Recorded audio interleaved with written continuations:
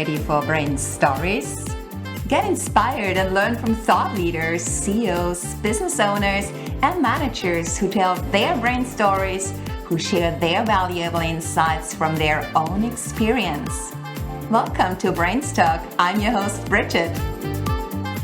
For brand lovers, this show is to help you develop and grow your brand in a more strategic and sustainable way. Walk the talk. Let's get started and dive with me into the world of brains.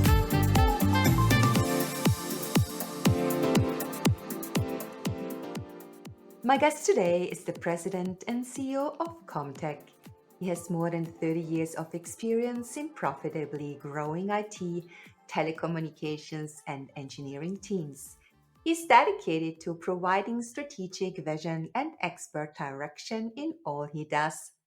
ComTech is a nationally recognized US technology integration firm servicing and supporting over 2,500 customers and specializing in the design, installation, and servicing of voice, data, and video infrastructures. ComTech is one of Inc.Magazine's fastest growing privately owned technology firms in the US. At ComTech, they believe the efficient exchange of information between employees, partners, and clients is the lifeline of any competitive organization. I warmly welcome Mike Vertolli. Welcome to BrandsTalk. Thank you, Bridget. Well done, too. You got it all. I did. Yeah, Mike, thank you for being my guest today.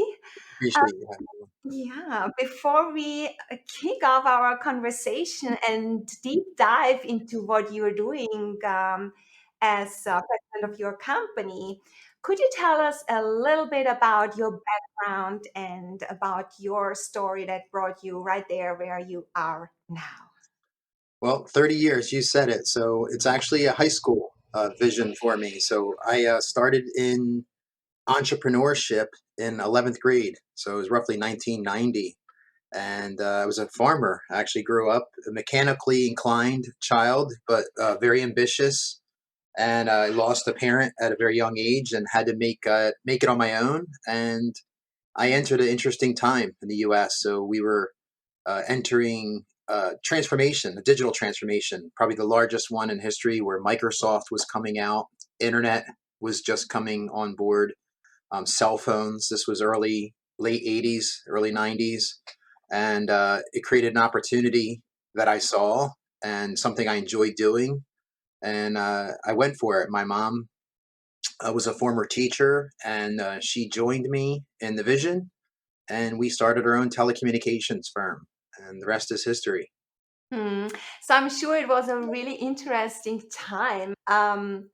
What is ComTech exactly? So what industry you are in? Can you go a little bit deeper into that? The original name was ComTech. It was communications and technology. That was the advent of the word, but we've evolved in 30 years. We do a few different things now. So ComTech is the parent company, it's the parent name. So it's our branding. So Yeah, is there a story behind? I'm sorry. Is there a story also behind the name? You know, I like branding, so I like the consistency. So as ComTech can be anything. So now we have ComTech Financial, we have ComTech Cloud Services, ComTech Unified Solutions. So the branding of ComTech is just really something that ties in just the history of the company and the vision of the company into different business models that we tackle. But we were telecommunications, and we still have telecommunications and IT arms, but the company's evolved. We do a lot of other industry applications. We do public utility services, like we optimize and procure energy, telecom, gas, electric. That's what our consulting arm does. We deliver voice and data solutions to companies all over the world. That's with ComTech Cloud. We fund it. So we're a bank now, so we have ComTech Financial. So we will infuse capital into our clients and help them procure goods and services. So we do a lot. As the company keeps growing, we find different business ventures if it makes sense. We overlay some of our best practices into growing the organizations. Mm. So you say, and I quote, we believe the efficient exchange of information between employees, partners, and clients is the lifeline of any competitive organization. And at ComTech, we strive for excellence. And when we fall short, we are only exceptional.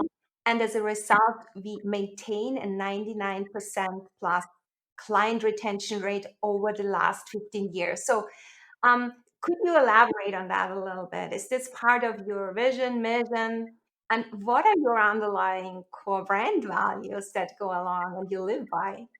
Sure. So it's interesting that that line has been something we have discussed and built the company around for 30 years. It's not even something, it's not recent. It's not, I've always felt that one of the primary jobs of a consulting company like ComTech is to make sure that we understand how businesses survive, understand what tools are out there, and help put best practices between those tools and the clients so that they could better engage with their clients, their partners, their employees.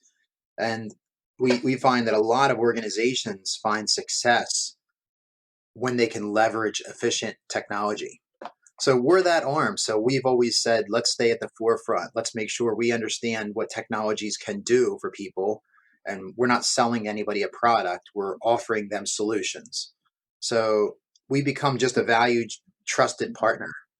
Mm. And when we do that, you're taking a lot of chances. And I think I've always done that my whole life. And I encourage my staff to do it, both personally and professionally.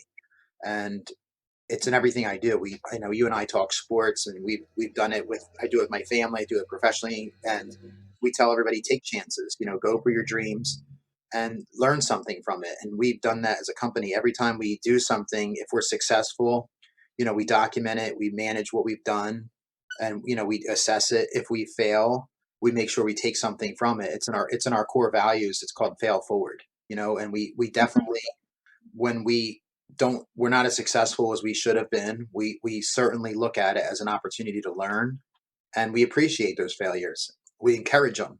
So my staff were always talking about taking a chance on something. If you feel good about it, take the chance. If it doesn't work out, figure out what was great, and learn something from it. And I think that's what's probably been the core of our success is in myself in life, is probably being willing, very capable of taking chances, and being very comfortable with the failures and happy from them. Mm. I love that quote because it's so timeless. It really goes with the time and it's still relevant more so than ever before. And if you have something that you can build on and over a long-term perspective, and it really goes back to the brand core values, this is something very beautiful that makes a company really strong in a sustainable way. Um, so that what you're doing, so you design, you develop, produce, market innovative products and systems for this communications and build solutions for communications that you offer to commercial and governments, right? So who exactly is your ideal customer?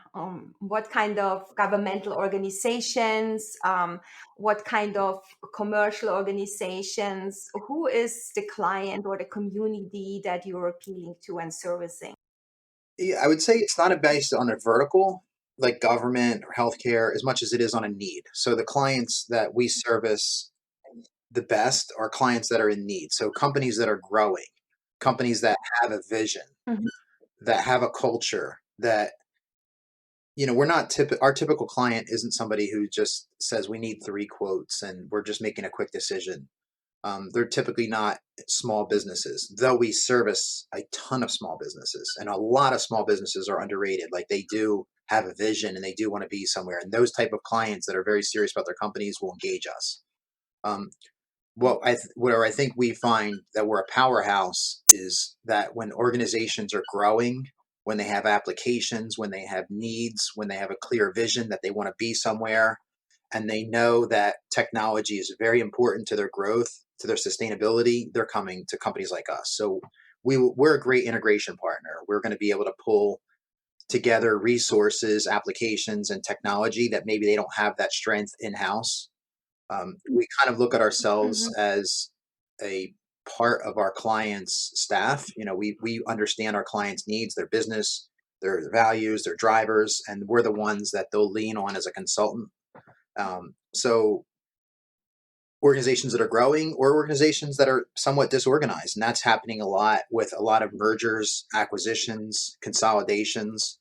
That creates chaos, and where there's chaos, there's opportunity to help. So driving efficiencies through cost savings, both how companies engage with their employees and how they engage with their clients is huge. So there's a return on investment with most big businesses. They'll understand that if they engage with the right partner with the right solutions, it can have a dramatic impact on their bottom line. They're the Mhm. type of clients that will gravitate to a ComTech systems.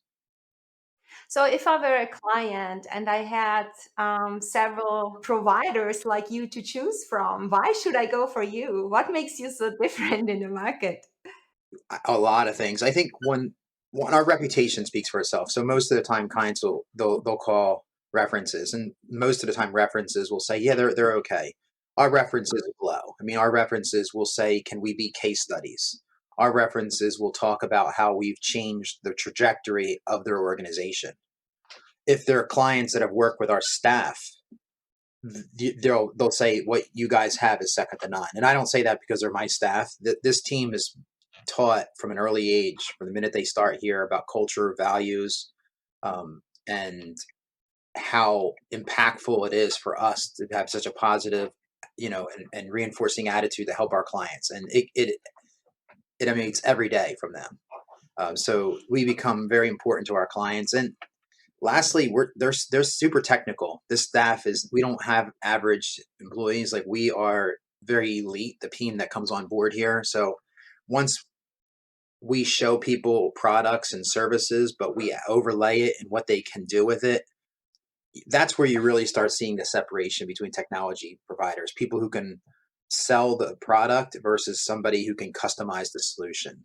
And we're this customization. We can come in and really, once we start talking and once they start seeing what can be done, um, we usually separate ourselves pretty quickly. Okay, it's also the chemistry that has to work and also the way of how you do things that connects you with your customer, Yeah, the way of how you kind of, let's say, immerse with your customer, really know what they need, yeah, you get an understanding of how you can make them excel, not only with their products, but also being proud of the company at the end of the day of how they have accomplished that, isn't it? Or yeah. An attitude. We have a saying here, like, for our clients, we do surveys. After everything we do, we want to know how clients feel. Mhm. And I think it's misunderstood, it's misrepresented and misunderstood in the industry. Like, we want to know why wasn't exceptional. Yeah. So why wasn't every single thing we did, from sales to installation to support to billing? And a lot of companies are looking for the validation that the client's not mad. Mhm. And we're looking for the validation that there's nothing else in the world we could have done to make the experience better. And we grade everything from exceptional to good to average to poor. And what the clients don't know is anything short of absolute exceptional triggers a client success team to research here what we could have done different. That's every single survey that goes out the door. And there's no exceptions to that. So as a culture, it teaches them to go for perfection. Teaches them that every single client, imagine them, that if every client was treated as if it was your last client on earth, what would you do to secure that client and make sure that they're always happy? That's the culture that we try and breed, so that the whole staff knows that every single client is treated that way. Yeah, that's beautiful. I love that. Wow. And when it comes to your clients, where are they? Are they mainly in the US? Are they in North America? What's your scope? Well, for originally, ComTech was a sales arm, so we used to support and sell to clients in the Southern New Jersey region. So we acquired a couple thousand clients in the Philadelphia, South Jersey market. As the company grew from a service provider to also a product, Mhm. like ComTech Cloud, we have our own solutions. Other companies around the country started selling our services.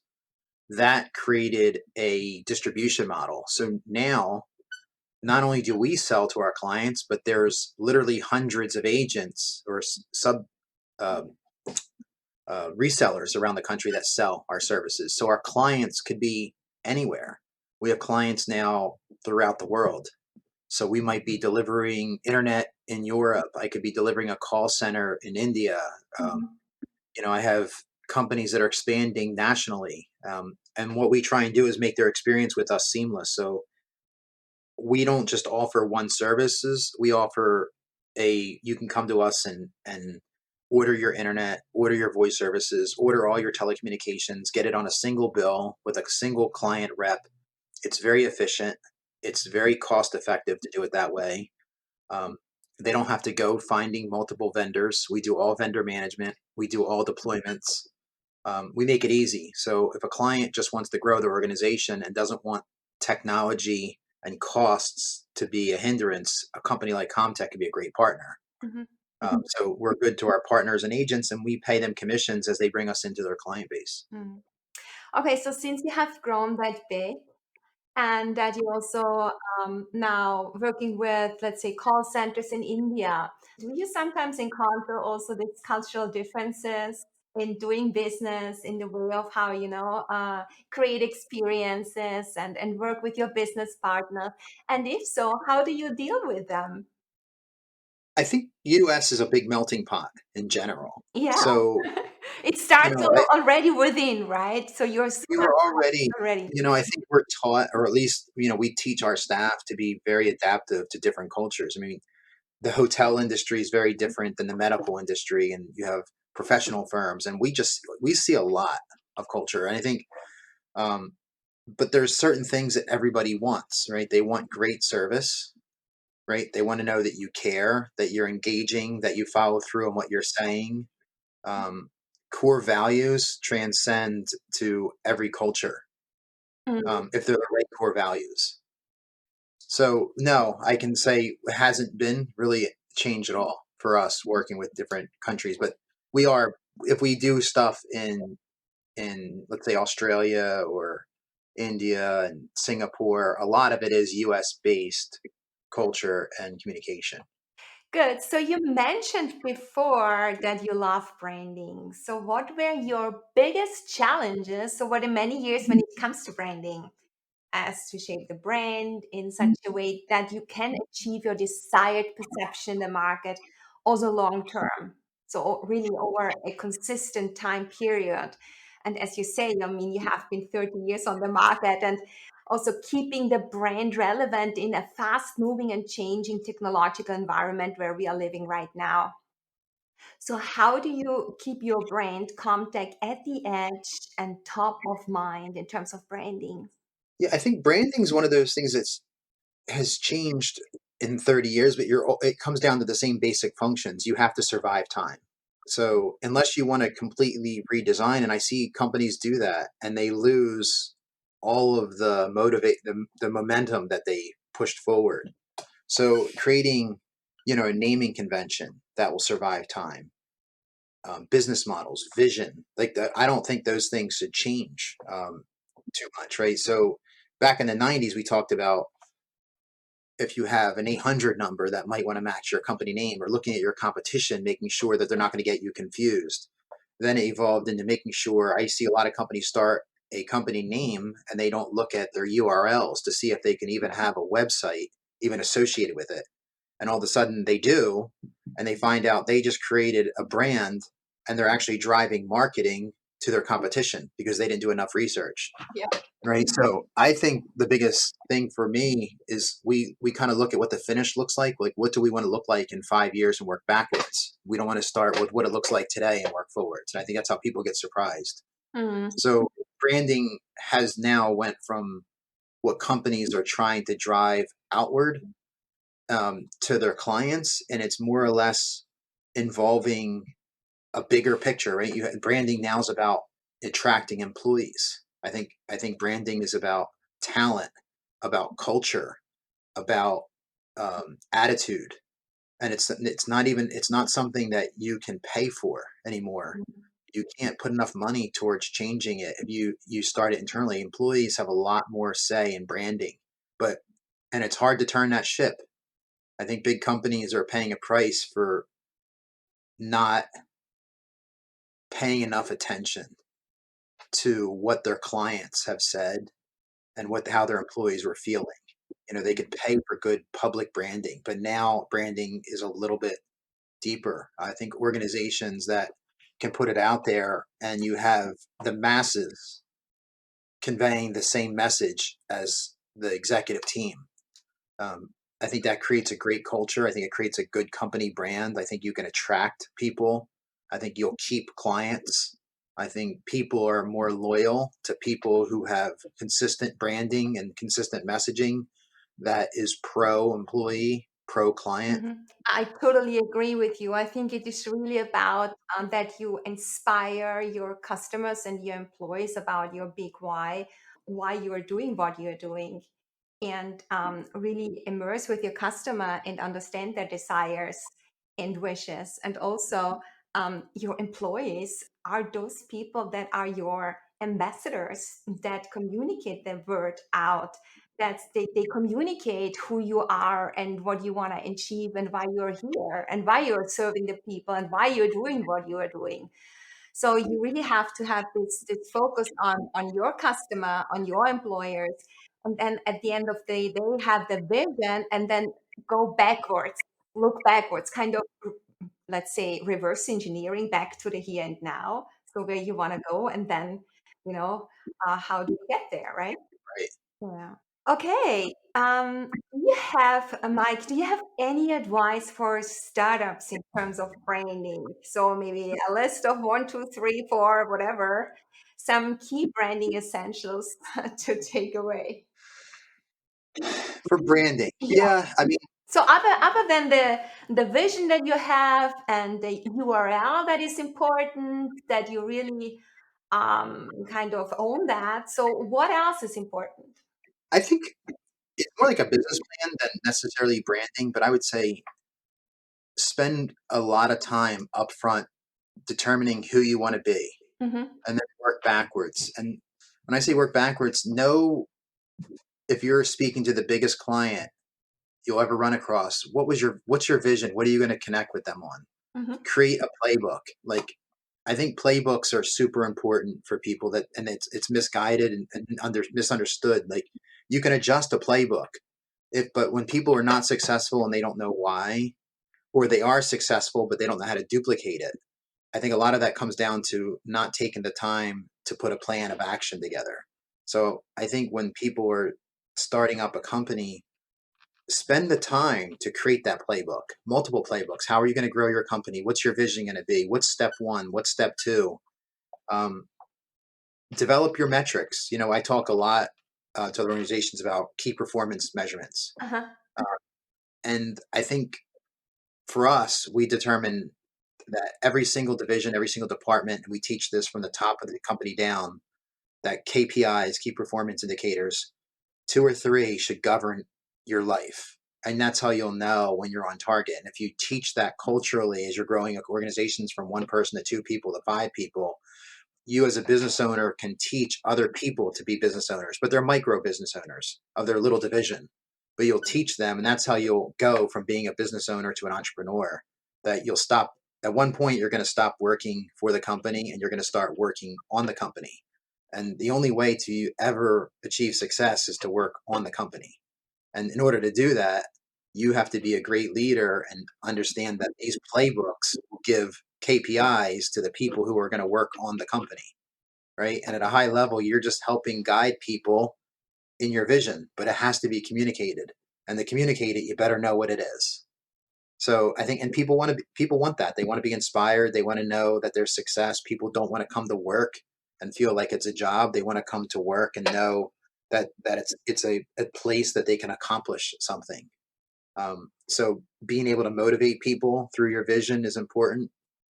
Um, the company name, I think you can change. We've proved that. I've been through in 30 years, we've evolved into multiple business models, but I can take the same people, the same processes, the same types of platforms, and we can keep evolving it.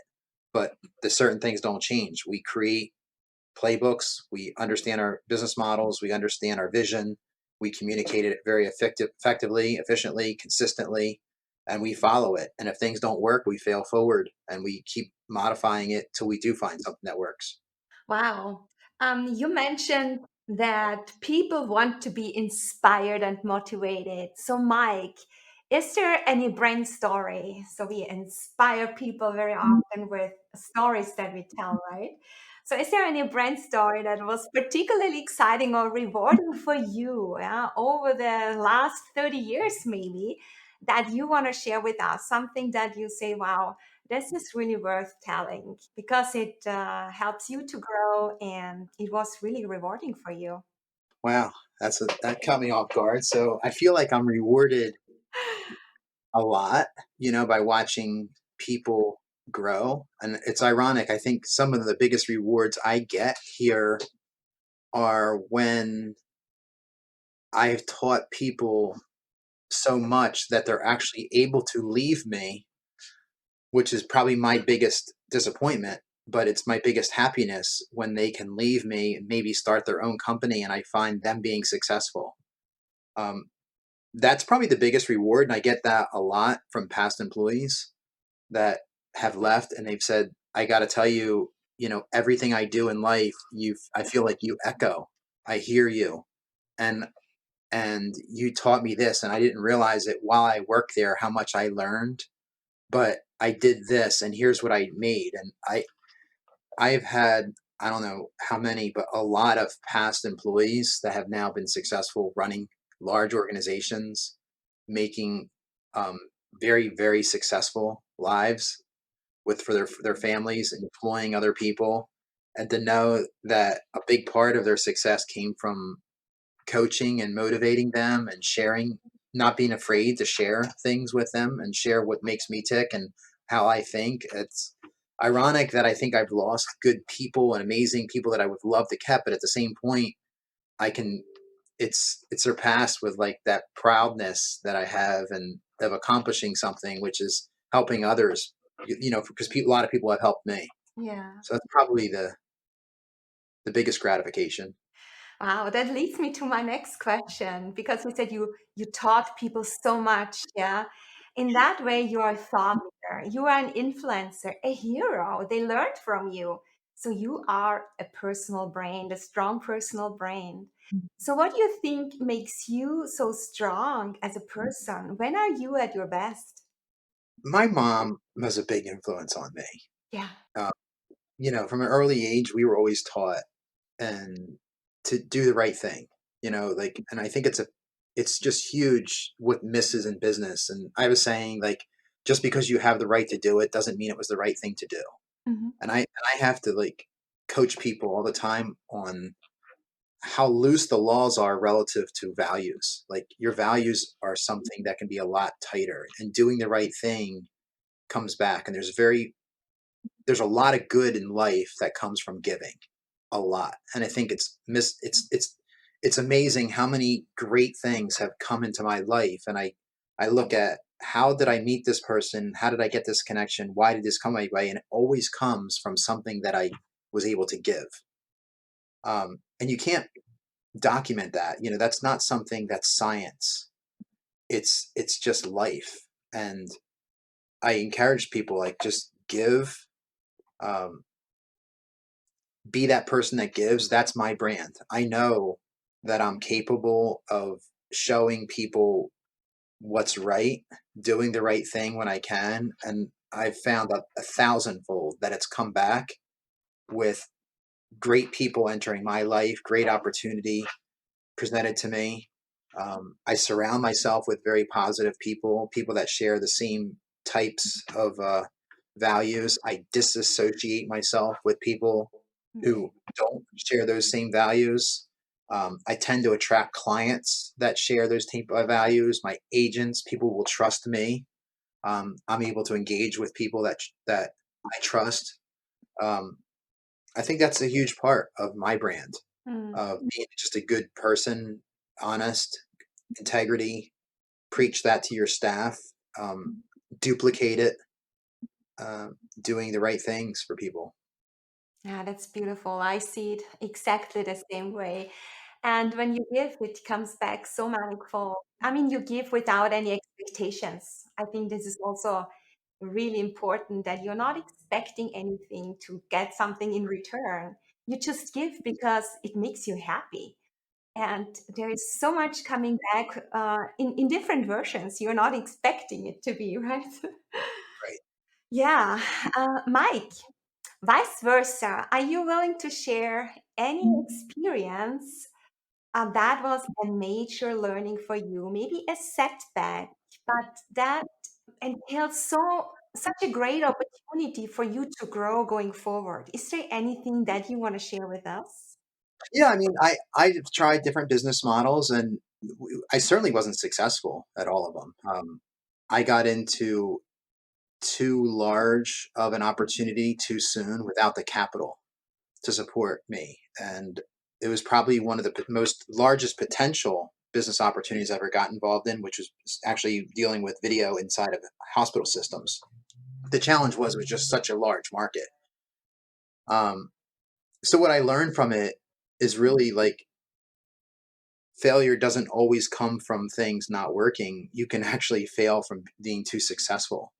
Wow. Um, so planning, it taught me to plan and anticipate. Um, I changed the way I ran the company. We started looking at the executive level, looking a year and 2 and 3 down the road, and the management level looking 6 months, and supervisors looking 1 month, and it allowed me to look over that curvature because I think I was looking a month down the road, and I needed to be looking a year down the road. And having that vision, I needed to have the flexibility in life to have that vision. So I upgraded my infrastructure. I changed the way my life ran. I started documenting what I actually did on a daily basis, whether I was doing the daily, the monthly, or the yearly activities, just to make sure I was spending the right amount of time. Um, I assessed it and I wasn't, but the biggest learning curve I learned is if you really want to have big dreams, you have to be able to look far. Wow, that is really impressive because I've never really thought about failing from becoming too successful. So that is a completely different angle to look at it, and an experience that you just shared is really interesting. Yeah. So that made me really think. Yeah, Mike, what are some future trends in your business? So, what are you seeing? Where are the changes in the future or already happening? What are big opportunities that you think brands will have in your industry?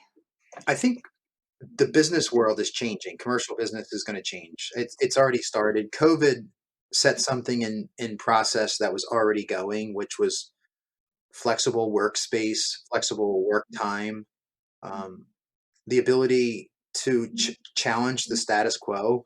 Working 40 hours a week, coming in at 8, leaving at 5. I think we're approaching a model where the companies that'll be really successful are people who can think out of the box, that can attract parts of the workforce that maybe didn't have an opportunity to work before, or didn't you weren't able to expose their capabilities. Like an example, like maybe a single mom or a stay-at-home mom who had a degree, who could have done a lot but Mm, wasn't given the opportunity to work because he or she couldn't work 40 hours a week. yeah. And now you can say, well, here's the key performance indicators we actually need to go accomplish with video and remote and applications being in the cloud. We're not really talking about people coming into an office environment in a blue collar, environment maybe, but in traditional workplace, you're just looking for qualified people that understand the vision of the company, that can take a portion of it and move it forward. And I think that's the new model. That's what's going to happen. So it's going to change the way we hire, to change the way we manage people, change the way we pay.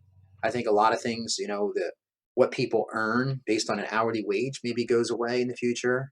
I think it can be very much um, based on performance. And I think entrepreneurship, that gives a lot of motivation to the right people.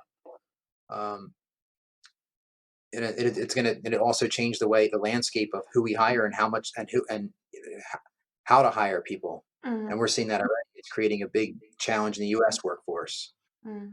Good people are going to find jobs a lot quicker because their chances of being hired through geographically dispersed organizations is growing.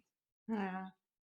Yeah, and I think also for people, as you mentioned, working moms, yeah, now have the opportunity to start their own business, reaching out to their target audience, setting up their own online business, basically. Yeah, so there is a lot of opportunities that we have now that we did not have before in the last years, and COVID was kind of a push factor that brought that change much quicker, right? Right.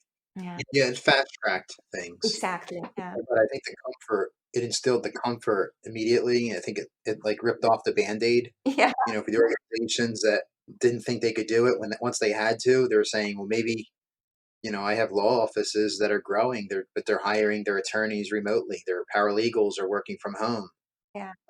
We do the same thing. I mean, my workforce can work on weekends or at night or during the day, and there's just a lot of flexibility, which makes life enjoyable. I think there's no more of that. "Oh, I have to take a day off because maybe my child has to go to the dentist, at 9 in the morning when the person could have been back at 10 or 11. Um, it was unproductive. So I think those are things we're seeing. We're changing Mm. the way we do things. I think we'll just keep questioning everything. The newer generation, we are just questioning everything. Mm. We're questioning how we pay, what we pay with, where people work, how we work. Um, I think it's just opening up your mind that there's nothing that's written. There's nothing in stone anymore.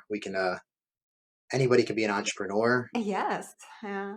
Yeah. And it's also a question how you see it. If you see it more as a blessing and if you see the positive things and the opportunities out there, then that overrides any fear that you have because you want to be successful. You see an opportunity, you want to grab it. And it was Right. also a blessing for me. So if there was no COVID, I wouldn't do what I'm doing right now. So I'm really, I mean, this is kind of a silver lining, I would say, of COVID that it opens up all these opportunities and a new mindset out there that is shaping this new world of opportunities. Yeah. Good. Mike, we are at the end of our show, but before we say goodbye, I would like to do a quick word wrap with you. Are you ready to give me quick and short answers?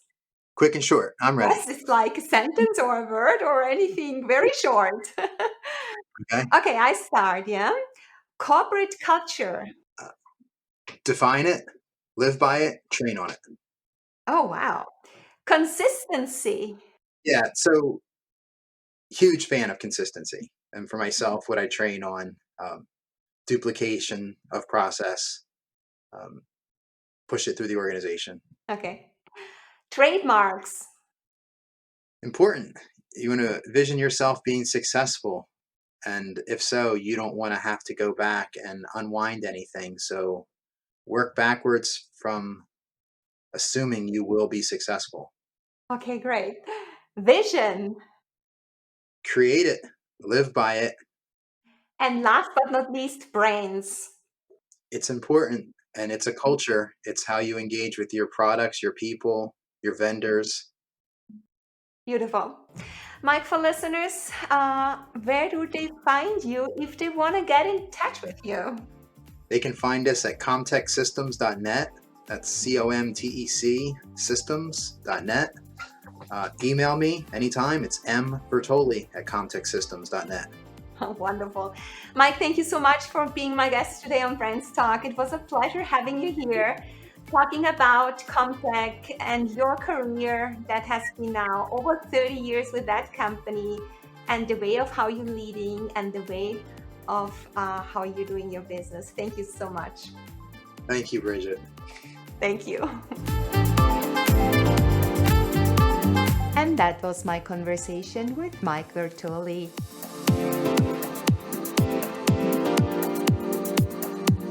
If you like my show, head over to bridgetbrands.com and sign up for my newsletter to never miss an episode. I look forward to welcoming you in my community.